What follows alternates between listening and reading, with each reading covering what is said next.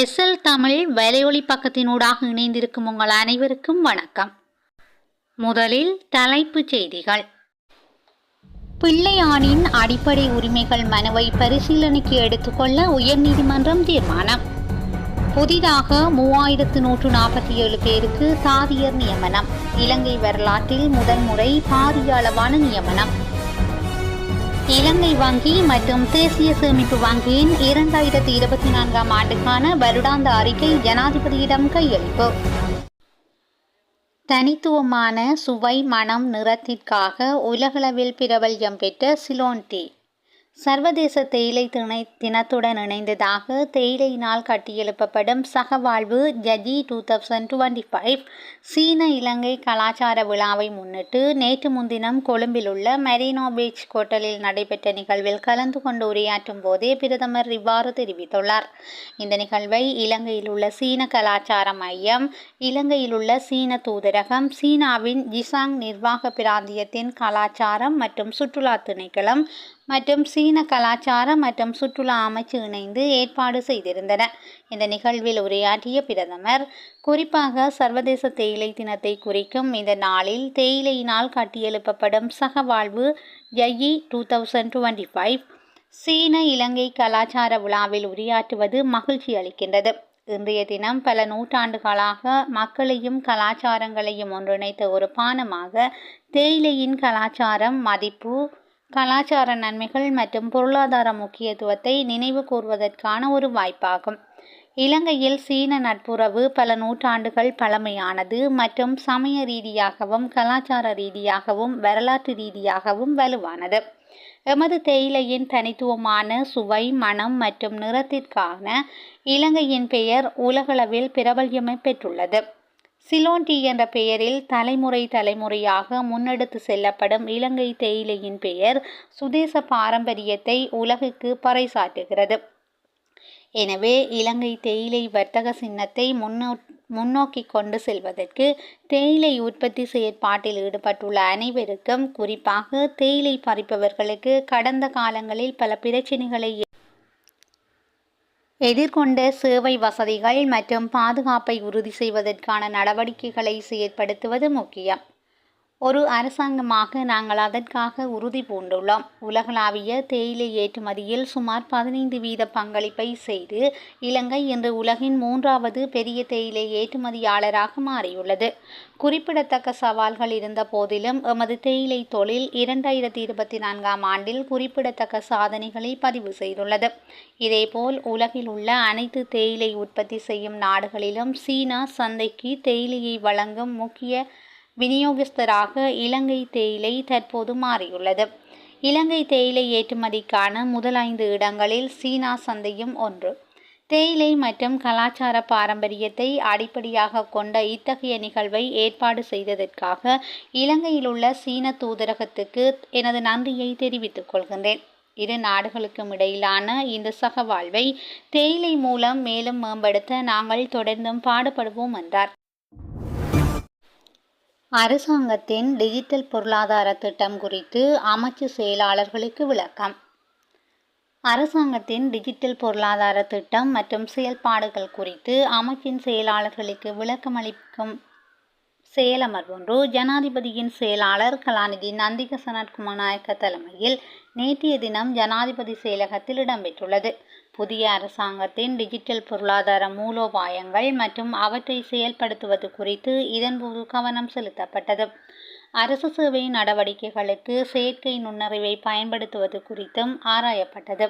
அரசாங்கத்தின் டிஜிட்டல் பொருளாதார இலக்குகளை எவ்வாறு அடைவது என்பது குறித்தும் அமைச்சின் செயலாளர்களுடன் பரவலாக கலந்துரையாடப்பட்டது. அரசு சேவைகளை மேலும் செயற்திறனுடன் முன்னெடுப்பதற்கும் வீண்விரயம் மற்றும் ஊழலை ஒழிப்பதற்கும் டிஜிட்டல் மயமாக்கலை பயன்படுத்துவது குறித்து அமைச்சின் செயலாளர்களுக்கு இதன்போது தெளிவுபடுத்தப்பட்டது. பிரதமரின் செயலாளர் ஜி.பி. சபுதந்திரி, டிஜிட்டல் பொருளாதாரம் தொடர்பான சிரேஷ்ட ஜனாதிபதி ஆலோசகர் கலாநிதி ஹான்ஸ் விஜயசூரிய மற்றும் அமைச்சர்களின் செயலாளர்கள் இந்த நிகழ்வில் கலந்து கொண்டனர். இலங்கை வங்கி தேசிய சேமிப்பு வங்கியின் 2024ஆம் ஆண்டு வருடாந்த அறிக்கை ஜனாதிபதியிடம் கையளிப்பு. இலங்கை வங்கி மற்றும் தேசிய சேமிப்பு வங்கியின் 2024ஆம் ஆண்டுக்கான வருடாந்த அறிக்கை ஜனாதிபதி அனுரகுமார திசாநாயக்காவிடம் நேற்றைய தினம் ஜனாதிபதி செயலகத்தில் வைத்து கையளிக்கப்பட்டது.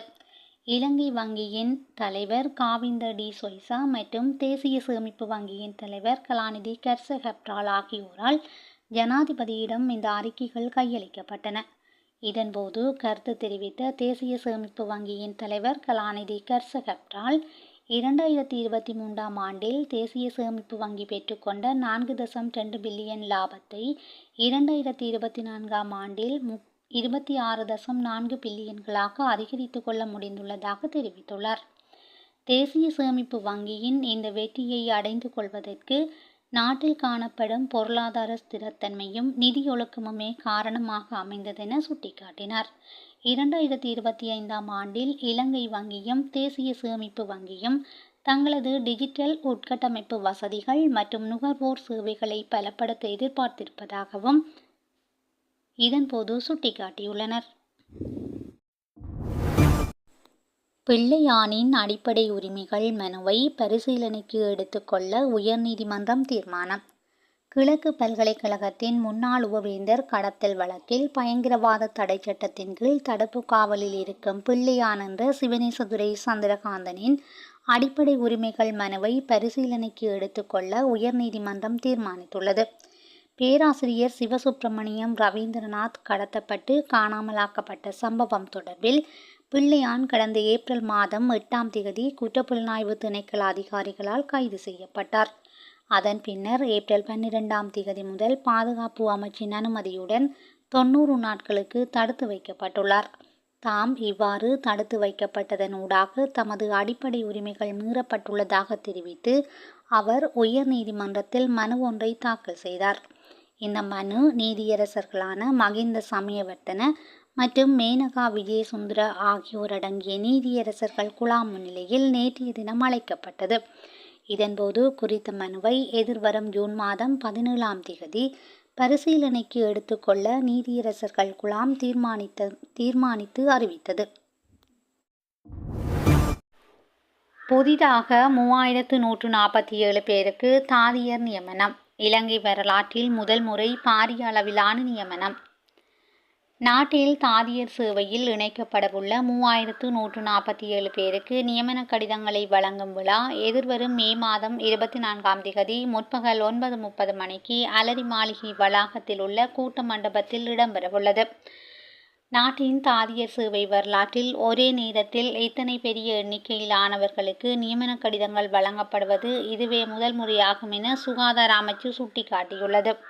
இந்த நிகழ்வுடன் இணைந்ததாக தாதியர் சேவையில் பணியாற்றும் 79 விசேடதர அதிகாரிகளுக்கு பதவி உயர்வும் வழங்கப்படவுள்ளதாக அமைச்சு குறிப்பிட்டுள்ளது. பிரதமர் கலாநிதி கருணி அமரசூரிய தலைமையில் சுகாதாரம் மற்றும் ஊடக அமைச்சர் வைத்தியர் நலிந்த ஜெயதிசவின் பங்கேற்புடன் நடைபெறும் இவ்விழாவில் சுகாதார மற்றும் ஊடக அமைச்சின் செயலாளர் வைத்திய நிபுணர் அனில் ஜெயசிங்க உள்ளிட்ட அதிகாரிகளும் கலந்து கொள்ள உள்ளனர். பூவரசங்குளம் காவல் நிலையத்தின் பொறுப்பதிகாரிக்கு விளக்கமறியல். 5 லட்சம் ரூபாய் கையூட்டல் பெற முற்பட்ட குற்றச்சாட்டில் கைது செய்யப்பட்ட வவுனியா பூவரசங்குளம் காவல் நிலையத்தின் பொறுப்பதிகாரி எதிர்வரும் 27ஆம் தேதி வரை விளக்கமறியலில் வைக்கப்பட்டுள்ளார். அவர் நேற்றைய தினம் வவுனியா நீதிமன்றில் பிரசன்னப்படுத்தப்பட்ட போது அவரை விளக்கமறியலில் வைக்குமாறு நீதவான் உத்தரவிட்டதாக தெரிவிக்கப்படுகிறது.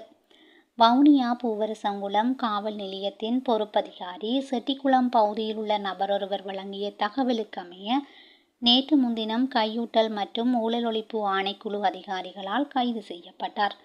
குறித்த நபரால் கொள்வனவு செய்யப்பட்ட காணி சம்பந்தமான பிரச்சினையை தீர்த்து வைப்பதற்காக சந்தேக நபரான காவல்துறை அதிகாரி குறித்த தொகையை கையூட்டலாக கோரியமை விசாரணைகளில் தெரியவந்துள்ளது.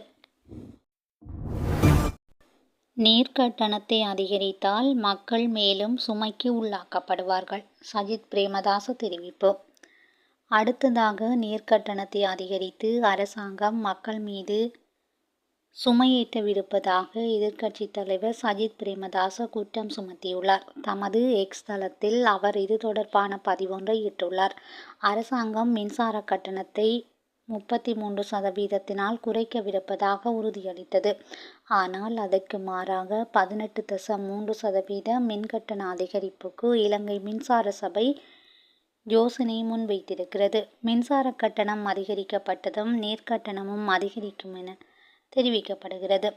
அது நிகழும் பட்சத்தில் ஏற்கனவே கடுமையான சுமைக்கு உள்ளான மக்கள் மேலும் சுமைக்கு உள்ளாக்கப்படுவார்கள் என்று சஜித் பிரேமதாச குறிப்பிட்டுள்ளார். இலங்கை பாராளுமன்றத்துக்கு வருகை தந்த இசையமைப்பாளர் சந்தோஷ் நாராயணன். தென்னிந்திய இசையமைப்பாளர் சந்தோஷ் நாராயணன் நேற்றைய தினம் இலங்கை பாராளுமன்றத்தில் தேசிய மக்கள் சக்தியினுடைய அமைச்சர்கள் மற்றும் பாராளுமன்ற உறுப்பினர்களை சந்தித்து கலந்துரையாடியுள்ளார்.